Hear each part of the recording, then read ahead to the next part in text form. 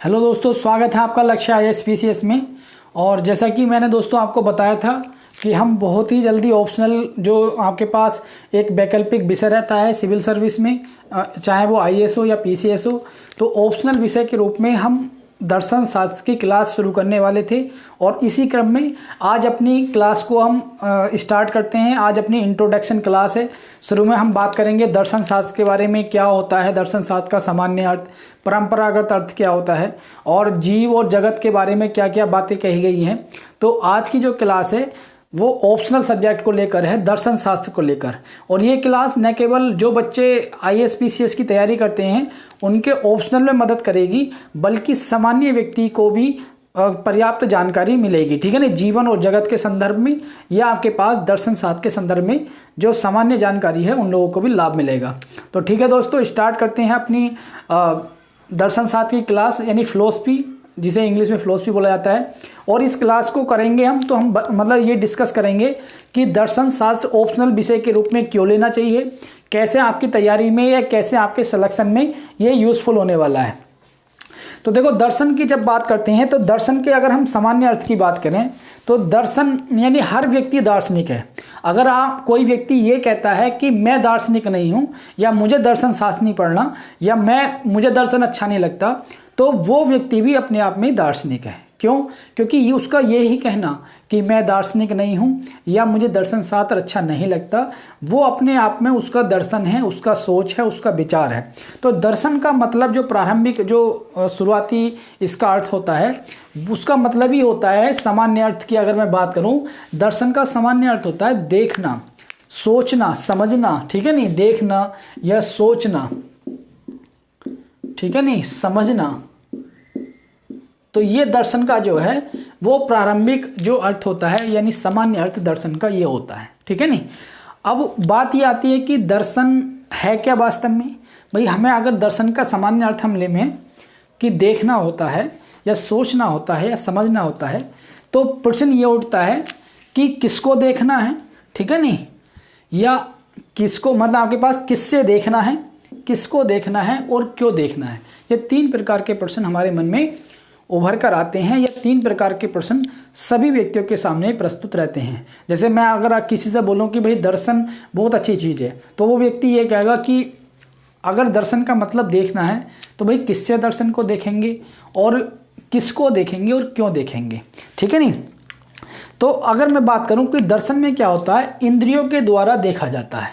जो हमारे पास इंद्रिय होती हैं, आँख, नाक, कान, ये सारी चीज़ें, तो किसी भी विषय को या किसी भी सोच को, किसी भी विचार को या किसी भी भौतिक वस्तु को इंद्रियों के माध्यम से देखा जाता है। ठीक है नहीं।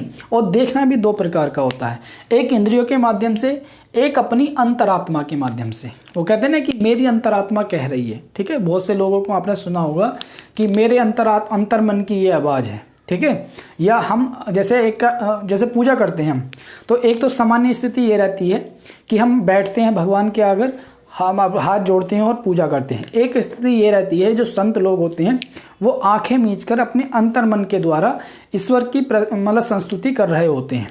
तो देखना जो है, देखना जो वर्ड है ये, उसका मतलब ये है कि किससे देखना है। तो इंद्रियों के माध्यम से, इंद्रियों के माध्यम से आप भौतिक जगत को देख सकते हो, उसके बारे में अपने विचार बना सकते हो। और ठीक है नहीं, और आपके पास पूजा पाठ के बारे में आप ईश्वर की जो मूर्ति है, जो उसकी आकृति है, उसे देख सकते हो। एक होता है अंतर्मन, अंतरात्मा से देखना। अंतरात्मा में व्यक्ति मतलब अपने आप में लीन हो जाता है और ईश्वर का अपने अंतर्मन में ही ध्यान करता है, या जो भी भौतिक वस्तु है उसका अंतर्मन में ही ध्यान करता है। अब बात ये आती है सेकंड फेज में कि किसको देखना है। तो जब किसको देखने की बात की जाए, तो एक तो आपके पास ये जो भौतिक जगत है उसे देखना है। ठीक है नहीं, क्योंकि जब आप देखते हो कि मनुष्य जब पैदा होता है, तो जब बच्चा का जन्म होता है, तो वो जब इस संसार में आता है तो उसके सामने तरह तरह की भौतिक वस्तुएं होती हैं। तो एक तो ये है कि वो भौतिक वस्तुओं को देखता है। दूसरा ये होता है कि परम तत्व को जानना, यानी कि परम तत्व को जानने की कोशिश करता है। वो परम तत्व के बारे में, जिसे परम तत्व कोई सत्य कहता है, सत्य की खोज के बारे में, या कोई परमात्मा कहता है, कोई ईश्वर कहता है, कोई अल्लाह कहता है।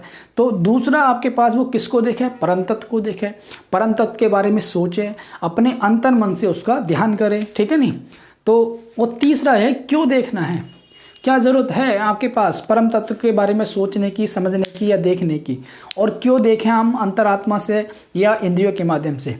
तो पहली चीज़ है कि हमें देखना जो है वो इसलिए हमें देखना है भौतिक जो वस्तु हैं उनके भोग के लिए, ठीक है नहीं। एक जीवन का ये लक्ष्य है कि जो लोग भौतिक बात को ज़्यादा वरीयता देते हैं, इन सांसारिक वस्तुओं को ज़्यादा वरीयता देते हैं कि जैसे जो भी संसार में वस्तु हैं कि कम उनके पास होता है तो ज़्यादा पाने की कोशिश करते हैं कि मेरे पास आज कार नहीं है, मेरे पास बाइक नहीं है, मेरे पास अच्छा घर नहीं है, और उन्हें प्राप्ति के क्रम में वो लगातार संघर्षरत रहते हैं और जीवन में आगे बढ़ने की ओर प्रयासरत रहते हैं। तरह तरह की वस्तु खरीदने की उनकी महत्वाकांक्षा होती है। तो वो तो आपके पास क्यों देखें, भोग के लिए। और जो आपके पास व्यक्ति जो सन्यासी लोग होते हैं वो क्यों देख रहे हैं आपके पास, वो मोक्ष प्राप्ति के लिए। यानी कि आपके पास दर्शन जो है आपके पास वो तीनों प्रकार की व्यवस्था को करता है। दर्शन ये कहता है कि जब मनुष्य संसार में जन्म लेता है तो वो संसार को देखता है। संसार को देखता है तो किसके माध्यम से देखता है, इंद्रियों के माध्यम से और अंतर आत्मा के माध्यम से। क्यों देखता है आपके पास, या ये किसको देखता है, भौतिक संसार को देखता है या फिर परम तत्व को देखता है। अगर क्यों देखता है तो भौतिक संसार को अगर देखता है तो वस्तु के भोग के लिए देखता है, परम तत्व को देखता है तो मोक्ष की प्राप्ति के लिए या जीवन के अंतिम लक्ष्य की प्राप्ति के लिए देखता है।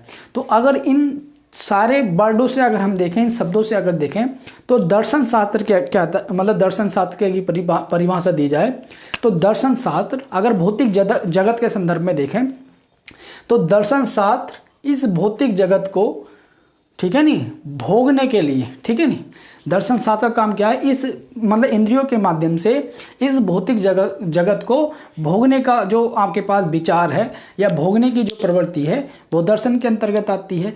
देखो मैंने आपसे बताया दर्शन का मतलब एक विचार क्रिएट करना, और कोई भी व्यक्ति अगर ये सोच रहा है कि मैं कुछ नहीं सोच रहा तो भी वो दार्शनिक है, क्योंकि उसके माइंड में ये चीज़ आती है कि मैं नहीं सोच रहा, तो वो भी अपने आप में एक दर्शन है। तो दर्शन शास्त्र की एक डेफिनेशन दी जा सकती है कि दर्शन शास्त्र इंद्रियों के माध्यम से इस भौतिक जगत को भोग करने की प्रक्रिया है, या जिस भौतिक जगत के बारे में यही भौतिक जगत का भोग करने की प्रक्रिया है, ठीक है नहीं। दूसरा ये है कि अंतरात्मा के माध्यम से परम तत्व को जानना है और अंतिम रूप से जीवन का जो लक्ष्य है मोक्ष उसे प्राप्त करना है, ठीक है नहीं। तो दोनों ही वे में मैंने आपको दर्शन का अर्थ बताया कि पहला अगर हम सांसारिक जगत की बात करें तो सांसारिक जगत के संदर्भ में दर्शन शास्त्र इंद्रियों के माध्यम से इस भौतिक जगत के भोग को देखना है, और अगर हम अंतरात्मा की बात करें तो दर्शन शास्त्र अंतरात्मा द्वारा इस परम तत्व को जानना है और अंतिम जो जीवन का लक्ष्य है मोक्ष की प्राप्ति करना है। तो ये तो हमने दर्शन शास्त्र का एक शुरुआती अर्थ समझा कि दर्शन शास्त्र क्या है, हमें किसके माध्यम से देखना है। भाई जैसे इसका अर्थ है देखना, सामान्य अर्थ, तो किसके माध्यम से देखना है, किसको देखना है और क्यों देखना है। अगर मैं बात करूं जीवन के अंतिम लक्ष्य की, जैसे बात आई कि जीवन के अंतिम लक्ष्य को प्राप्त करना ही मनुष्य का जीवन होता है। जब मनुष्य जीवन लेता है तो उसके जीवन का अंतिम लक्ष्य क्या है। तो अगर हम देखें वेद जो हमारे वेद हैं, वेद में अगर देखा जाए जैसे ऋग्वेद है, 4 प्रकार के आपके पास वेद हैं, सबको पता है। तो वेदों में जो है आपके पास स्वर्ग को जीवन का अंतिम लक्ष्य माना गया है, यानी स्वर्ग प्राप्ति को ही जीवन का अंतिम लक्ष्य माना गया है, हमारे वेदों में लिखा हुआ है ऋग्वेद में आपके पास, ठीक है नहीं। तो मनुष्य के जीवन का अंतिम लक्ष्य वेदों में क्या है, स्वर्ग की प्राप्ति करना। तो वहीं अगर भारतीय दार्शनिक परंपरा की बात करें तो मनुष्य के जीवन का अंतिम लक्ष्य है मोक्ष की प्राप्ति करना, ठीक है नहीं, मोक्ष, ठीक है, मोक्ष की प्राप्ति करना मनुष्य के जीवन का अंतिम लक्ष्य है। तो वहीं वर्तमान में जितने भी मानववादी विचारक हुए हैं, जैसे विवेकानंद हुए, गांधी जी हुए, स्वामी दयानंद सरस्वती हुए, ये और महर्षि अरविंद हुए, तो इन सब ये जो आधुनिक विचारवादी या मानववादी दार्शनिक हैं, इनका मतलब क्या है जीवन का अंतिम उद्देश्य। इनके हिसाब से जीवन का अंतिम उद्देश्य है मानव का कल्याण करना, ठीक है नहीं। तो दार्शनिक आपके पास हर प्रकार की जो सोच है उसे आगे बढ़ाते हैं कि वेदों में ये कहा गया है कि जीवन का जो अंतिम उद्देश्य है वो स्वर्ग की प्राप्ति करना है। तो वहीं हमारी भारतीय दार्शनिक परंपरा चाहे वो जैन धर्म हो, बौद्ध धर्म हो, या फिर न्याय शास्त्र हो, योग आपके पास हो, ठीक है नहीं, तो योग शास्त्र हो, इन सब में जो जीवन का उद्देश्य बताया गया है, अंतिम उद्देश्य मोक्ष की प्राप्ति करना है। लेकिन वर्तमान में देखा जाए, जो भी विचारक हुए हैं, जो भी दार्शनिक हुए हैं, गांधी जी हैं, वो विवेकानंद जी हैं, महर्षि अरविंद हैं, या और भी दार्शनिक हैं, ठीक है नहीं, दयानंद सरस्वती जी हैं, राजा राम मोहन राय हैं, तो उनका एक मेन मोटिव क्या रहा, मानव का कल्याण करना। और स्वामी विवेकानंद ने तो खुद ही कहा कि नर ही नारायण है, ठीक है नहीं, मानव सेवा ही सच्ची ईश्वर की सेवा है, ठीक है। तो ये हमने दर्शन का जो है शुरुआती अर्थ समझने की हमने कोशिश की, ठीक है नहीं। अगर इंग्लिश के वर्ड की बात करें कि दर्शन को इंग्लिश में फिलॉसफी कहा जाता है, दर्शन को इंग्लिश में क्या कहा जाता है, फिलॉसफी। तो फिलॉसफी दो वर्डों से मिलकर बना है, फिलोस और सोफिया। ये मैंने आपको एक पहले भी जो आपके पास वीडियो था उसमें बताया था कि फिलॉसफी दो वर्डों से मिलकर बना है। अगर फिलोस, देखो यहाँ तो सामान्य अर्थ था इसका दर्शन का, लेकिन अगर अंग्रेजी में जो वर्ड है फिलॉसफी, जो दर्शन के बारे में कहा जाता है, तो उसके अगर अर्थ की हम बात करें तो फिलॉसफी का अर्थ होता है फिलोस प्लस सोफिया। फिलोस का मतलब होता है प्रेम और सोफिया का मतलब होता है ज्ञान। तो अगर दोनों के अर्थ को मिलाया जाए तो फिलॉसफी का मतलब होता है ज्ञान के प्रति प्रेम या अनुराग। तो अगर फिलॉसफी को देखा जाए तो फिलॉसफी क्या है, फिलॉसफी ज्ञान के प्रति हमारा प्रेम या ज्ञान के प्रति अनुराग है, ठीक है नहीं, ये आपके पास। अब बात ये आती है कि ज्ञान कैसा ज्ञान हो, ठीक, ज्ञान कैसा है भाई, ज्ञान के प्रति अनुराग है तो ज्ञान कैसा है, तो ज्ञान वह होता है जो सत्य हो, जो प्रमाणिक हो, जो विश्वास करने योग्य हो। अगर कोई भी आपके पास ज्ञान सत्य है, प्रमाणिक है और विश्वास करने योग्य है तो उसे हम ज्ञान कहेंगे। तो अगर आपसे पूछा जाए कि फिलॉसफी का मतलब क्या, ज्ञान के प्रति मतलब अनुराग या प्रेम के प्रति अनुराग, तो वो कैसा ज्ञान है जो सत्य है, प्रमाणिक है, यानी कि जिसके संदर्भ में प्रमाण उपस्थित हैं और जो विश्वास करने योग्य है। ऐसे ज्ञान के प्रति अनुराग जो है वो दर्शन शास्त्र कहलाता है, ठीक है नहीं। क्योंकि दर्शन में आपके पास कुछ नहीं, दर्शन में ज्ञान की ही बातें की जाती हैं।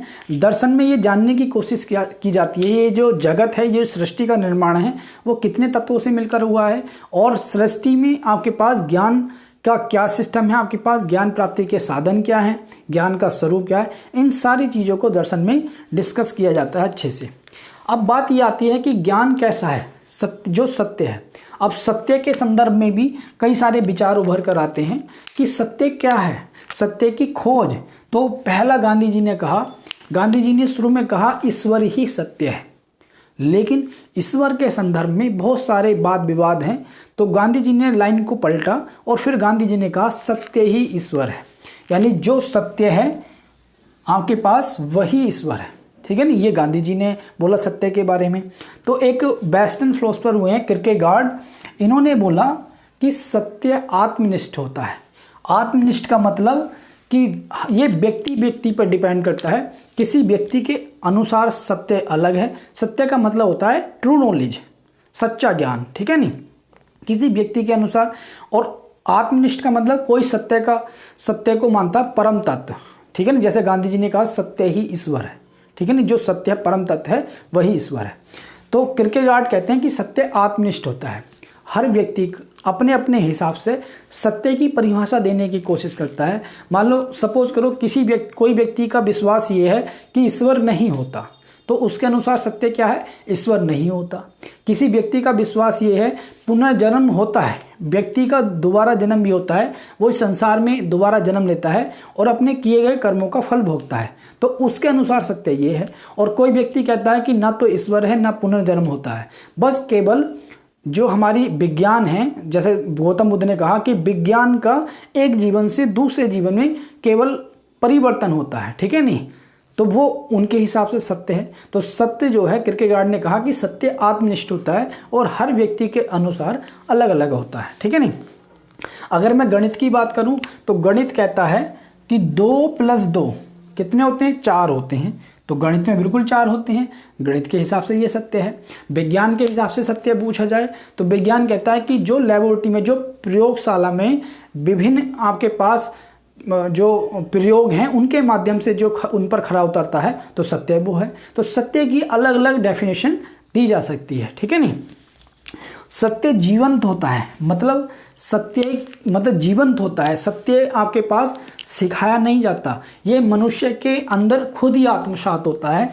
यानी कि मनुष्य परम तत्व जो है वो खुद ही आत्मसात होता है। देखो यहाँ परम तत्व को सत्य कहा गया है, तो ये सत्य जो है आपके पास जीवंत होता है और ये मनुष्य के अंदर खुद ही निवास करता है, इसको सिखाया नहीं जा सकता, ठीक है नहीं। आप किसी से ये नहीं कह सकते कि अगर किसी का मान लो सपोज करो किसी की आदत चोरी करने की है और आप उससे कहोगे कि भाई चोरी करना पाप होता है, लेकिन उसकी आदत तो चोरी करने की है, तो उसके हिसाब से वो सत्य है।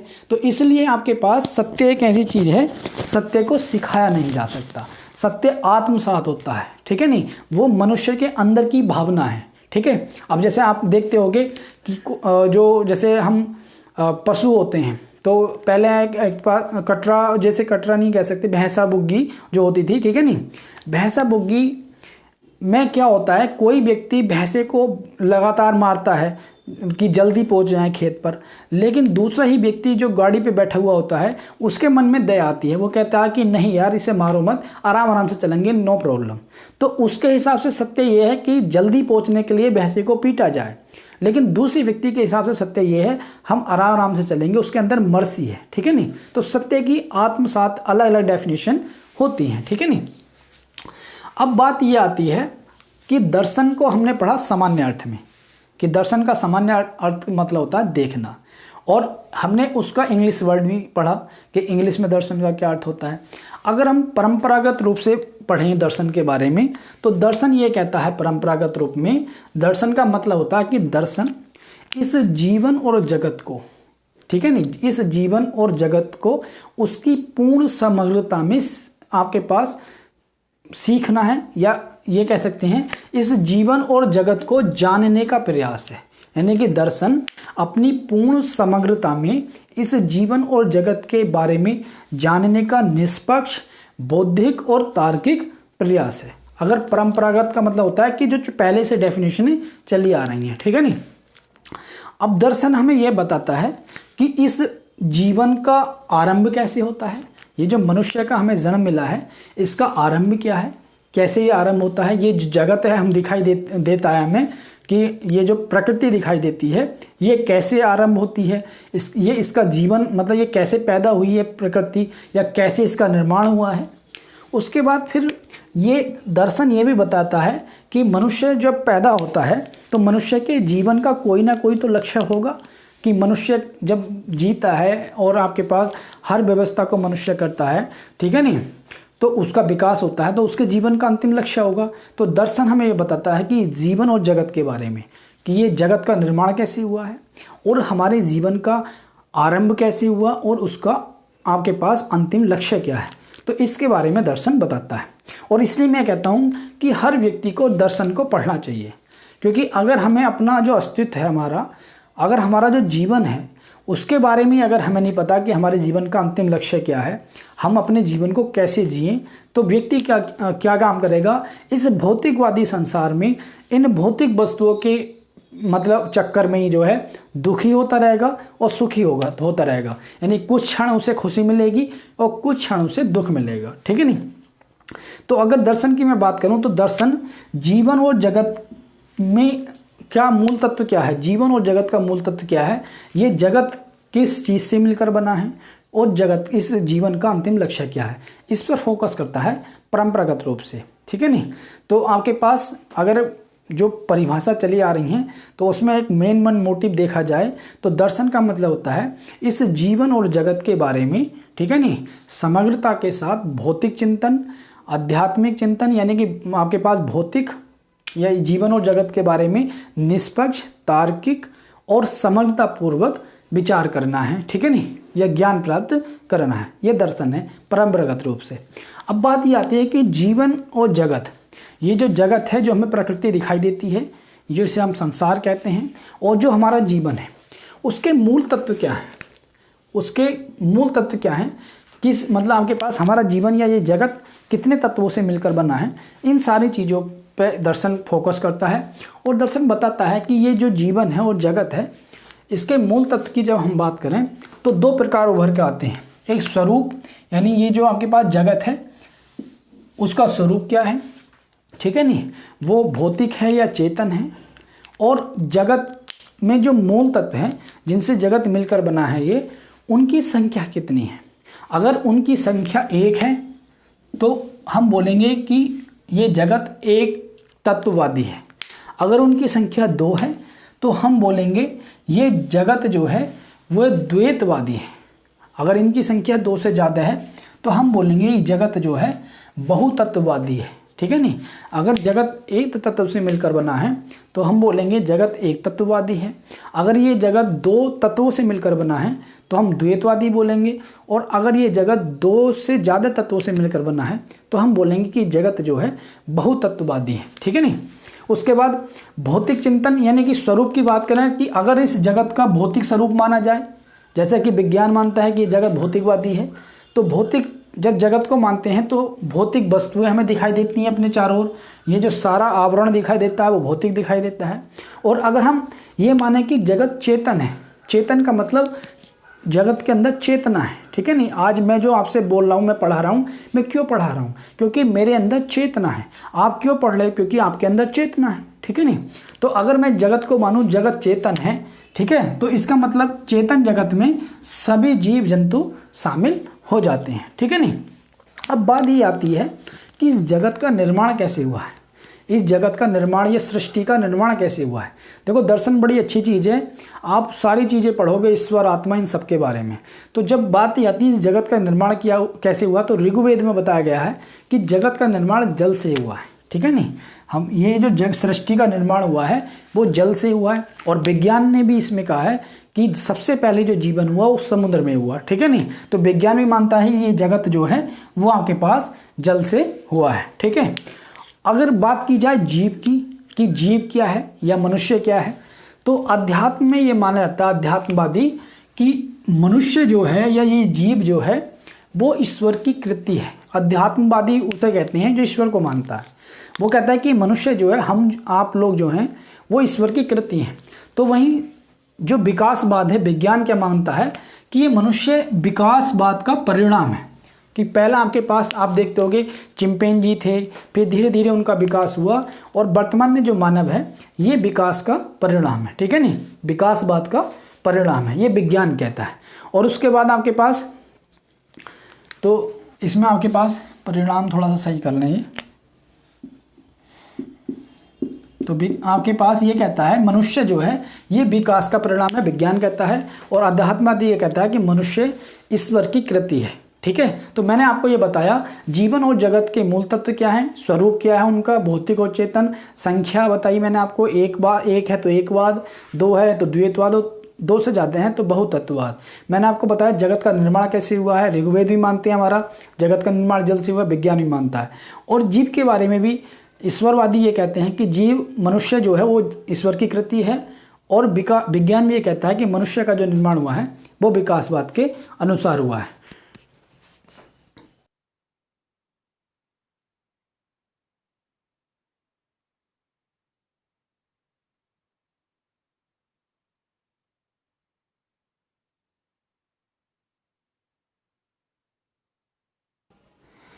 अब हम पढ़ेंगे दर्शन की शाखाओं के बारे में, ठीक है नहीं, कि ये जो दर्शन की शाखाएं हैं उसमें आपके पास तत्वमीमांसा आता है, ज्ञान मीमांसा आता है, या और नीति शास्त्र आता है, और एक तर्क शास्त्र आता है। तत्वमीमांसा में हम किन चीज़ों को पढ़ते हैं, तत्वमीमांसा में हम पढ़ते हैं तत्व के विवेचन को, यानी कि इसमें तत्व के विवेचन की बात की जाती है कि आपके पास कितने प्रकार के तत्व होते हैं, तत्व की प्रकृति क्या होती है, और इसमें तत्व का विश्लेषण किया जाता है, यानी कि तत्व का विश्लेषण किया जाता है और समीक्षा की जाती है, तत्व की समीक्षा। तत्व का मतलब ये होता है, तत्वमीमांसा में तत्व के अंदर आपके पास एक भौतिक तत्व होता है, एक आपके पास चेतन, ठीक है नहीं। तो तत्वमीमांसा में अगर आपके पास प्रकृति की, पुरुष, ब्रह्म आपके पास, जिसे आप परम मतलब परमेश्वर कहते हो, कोई परम साक्ष मतलब परम सत्य कहता है ब्रह्म को, ईश्वर, आत्मा, जगत, पुनर्जन्म, स्वर्ग और नरक, इनके बारे में जो भी हम पढ़ते हैं वो सारा तत्व मीमांसा के अंतर्गत आता है। और हम फिलोसफी में इन सब के बारे में पढ़ेंगे। हम पढ़ेंगे ईश्वर क्या है, हम पढ़ेंगे ब्रह्म क्या होता है, हम पढ़ेंगे आत्मा क्या है, स्वर्ग क्या होता है, नर्क क्या होता है, पुनर्जन्म क्या होता है। इन सारी चीज़ों को हम फिलोसफी में पढ़ने वाले हैं, ठीक है। उसके बाद हम पढ़ेंगे तत्व की खोज। तत्व कितने प्रकार के होते हैं, यानी कि ये पृथ्वी, जल, वायु, अग्नि, आकाश, ये तत्व क्या हैं, ठीक है नहीं, ये जगत किनसे मिलकर बना है। इन सारी चीज़ों का एनालिसिस हम तत्व मीमांसा में करते हैं। ये दर्शन शास्त्र की महत्वपूर्ण आपके पास शाखा होती है। और आप ये समझो कि जब आपके पास कि ईश्वर, आत्मा, पुनर्जन्म, स्वर्ग, नरक, इनके बारे में बात की जाए तो हम तत्व मीमांसा के अंतर्गत अध्ययन कर रहे हैं। तो वहीं ज्ञान मीमांसा की मैं बात करूं तो ज्ञान मीमांसा में हम पढ़ते हैं कि ज्ञान क्या है, यानी कि आपके पास knowledge, what is knowledge, knowledge क्या है, उसका स्वरूप क्या है, ठीक है नहीं। ज्ञान का स्वरूप कैसा दिखता है, ज्ञान कैसा है, प्रमाणिक है, नहीं है, सत्य है, नहीं है, विश्वासपूर्ण है, नहीं है, इन सारी चीज़ों का यानी ज्ञान के स्वरूप की बात हम करते हैं। और ज्ञान की प्रमाणिकता, कि ज्ञान अगर है तो प्रमाणिक होना चाहिए, वो आपके पास लॉजिकल होना चाहिए, ठीक है, इस चीज़ की। और एक है ज्ञान की सीमा की हम बात करते हैं कि ज्ञान की जो सीमा है कि ज्ञान का दायरा कितना है, ज्ञान कहाँ तक प्राप्त किया जा सकता है, क्या लिमिटेशन है ज्ञान की, नॉलेज की। फिर हम ज्ञाता और गे का मतलब यहाँ ये होता है वस्तु। ज्ञाता का मतलब जो ज्ञान प्राप्त कर रहा है, गे का मतलब जिसका ज्ञान प्राप्त किया जा रहा है, यानी कि ज्ञाता और गे, यानी कि ज्ञाता का गे से क्या संबंध है। इन सारी चीज़ों को हम जो पढ़ते हैं वो ज्ञान मीमांसा में पढ़ते हैं। तो हम पढ़ेंगे नॉलेज क्या है, नॉलेज का स्वरूप कैसा है, ज्ञान का स्वरूप कैसा है, वस्तु और जो ज्ञाता है, जो वस्तु को देख रहा है या जो ज्ञान प्राप्त कर रहा है, उसमें क्या संबंध होता है। इन सारी चीज़ों को हम ज्ञान मीमांसा के अंतर्गत पढ़ेंगे। तो वहीं एक शाखा आती है नीति शास्त्र। तो नीति शास्त्र में हम क्या पढ़ते हैं, हम मनुष्य के आचरण के बारे में पढ़ते हैं कि मनुष्य का जो आचरण है वो किस प्रकार का है, सही है या गलत है, ठीक है नहीं। तो नीति शास्त्र जो एथिक्स होता है, आपका जो 4th पेपर है जीएस का, उसमें हम पढ़ते हैं मनुष्य के आचरण के बारे में, मनुष्य के क्रियाकलापों के बारे में, मनुष्य का कौन सा कर्म सही है, कौन सा कर्म गलत है, ठीक है नहीं। उसके बाद हम पढ़ते हैं आगे जो तर्कशास्त्र के बारे में, हम तर्क के बारे में, लॉजिकली चीज़ों के बारे में पढ़ते हैं और वहाँ पर सारा जो ज्ञान है वो तर्क पर आधारित होता है, ठीक है।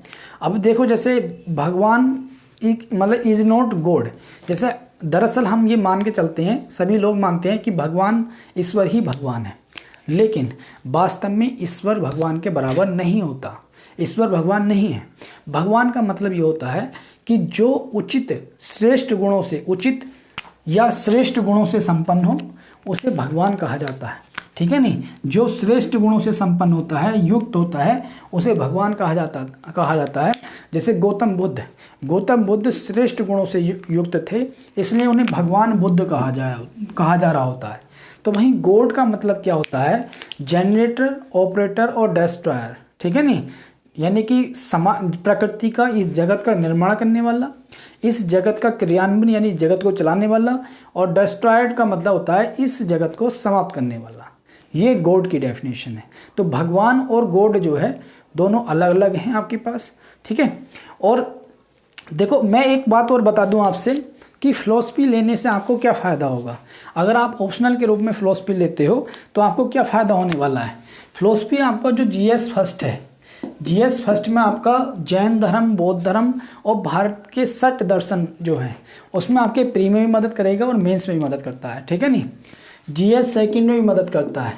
फिलोसफी का जो सेकंड पेपर है यानी कि सामाजिक, राजनीतिक और सामाजिक दर्शन, जहाँ पर समानता की बात की गई है, न्याय की बात की गई है और आपके पास राज्य की बात की गई है, वो वाला पोर्शन जो है वो जीएस सेकंड में जो गवर्नेंस का सिस्टम है, जो आपके पास पॉलिटी वाला पोर्शन है, उसमें काम देता है, ठीक है ना। जैसे गांधी जी के विचारों की प्रासंगिकता क्या थी, ठीक है, इस टाइप के जो क्वेश्चन आते हैं फर्स्ट पेपर में, तो वहाँ से भी कोरिलेट करता है फिलोसफी। और सेकंड पेपर में भी जो भी विभिन्न प्रकार की पॉलिटिकल आपके पास बातें होती हैं वहाँ फिलोसफी कवर करता है। जीएस फोर्थ में तो इसका बहुत बड़ा रोल है, एथिक्स में तो इसका बहुत ही ज़्यादा रोल है फिलोसफी का, ठीक है नहीं। और उसके बाद ऐसे, तो ऐसे इस बार के तो आपने देखे होंगे 2021 के जो ऐसे हैं चारों, मतलब जो भी ऐसे लिखने थे वो सब फिलोसफिकल ऐसे थे। तो ऐसे में तो बहुत महत्वपूर्ण रोल अदा करता है। तो अगर देखा जाए तो 250 और 250 500, 500 और 250 आपके पास, 500 ये 1000 में से मान लो सपोज करो कुछ ज्योग्राफी हिस्ट्री को निकाल दो, ठीक है ना, या पॉलिटी को निकाल दो, और 500 खुद फिलोसफी के होते हैं। तो लगभग आपके पास 1000 ये 500 ये 1500, लगभग 1500 नंबरों पर डोमिनेट फिलोसफी करता है। और एक और बात मैं आपसे बताऊं, इंटरव्यू में भी फिलोसफी फ़ायदा करता है। जब आपकी सोचने समझने की क्षमता बढ़ जाती है तो आप इंटरव्यू में भी बड़े अच्छे से आंसर कर सकते हो। तो ये फिलोसफी लेने के फ़ायदे हैं। और फिलोसफी लेने का एक फ़ायदा ये भी है कि जो इसका स्कोरिंग है, छोटा सब्जेक्ट है, स्कोरिंग है। इस बार जो 2020 में भी जो 3rd रैंकर है आपके पास अंकिता जैन, उनका भी सब्जेक्ट फिलोसफी रहा। 2019 में एक हिमांशु गुप्ता करके लड़का था, 28 रैंक उसकी आई थी, वो भी फिलोसफी से। 2016 में आथिर अमीर, वो फिलोसफी से। और सबसे अच्छी चीज़ ये है कि किसी भी बैकग्राउंड का बच्चा इसे ले सकता है। और लॉजिकली सब्जेक्ट है, रटना कुछ है नहीं, कम सिलेबस है, 4 से 5 महीने में सिलेबस हो जाता है, और लॉजिकल है, कुछ भी रटने वाली बात नहीं है। तो ठीक है दोस्तों, आज की अपनी क्लास यहाँ तक ही रखते हैं। और उसके बाद कल हम पढ़ेंगे, मैं पहले आपको कुछ शब्दकोश लिखवाऊंगा जो यूज होगा, और उसके बाद हम कल चारवाक दर्शन को पढ़ेंगे। इंडियन फिलोसफी को शुरू करेंगे। अपना जो पहला पेपर है आपके पास, उसमें इंडियन फिलोसफी से हम शुरू करेंगे, और उसमें हम चारवाक दर्शन को शुरू करेंगे। उसके बाद बौद्ध धर्म, उसके बाद जैन धर्म, इसी टाइप से आगे प्रोसीजर चलता रहेगा। तो ये डेली अपनी क्लास चलेगी, क्लास का ड्यूरेशन बढ़ाते रहेंगे और चीज़ों को कंप्लीट करते रहेंगे। ठीक है, फिर आज के लिए इतना ही। और कल हम चारवाक दर्शन को पढ़ेंगे। तो सारे लोग ये इन सब चीज़ों का नोट्स बना लेना। PDF आपको नीचे टेलीग्राम का, आपके पास टेलीग्राम का लिंक दिया हुआ है, वहाँ आप जाइए, आपको सारी PDF मिल जाएंगी और आप आराम से अपने नोट्स बना सकते हैं। ठीक है, फिर मिलते हैं आपके पास कल नए टॉपिक के साथ, चारवाक दर्शन।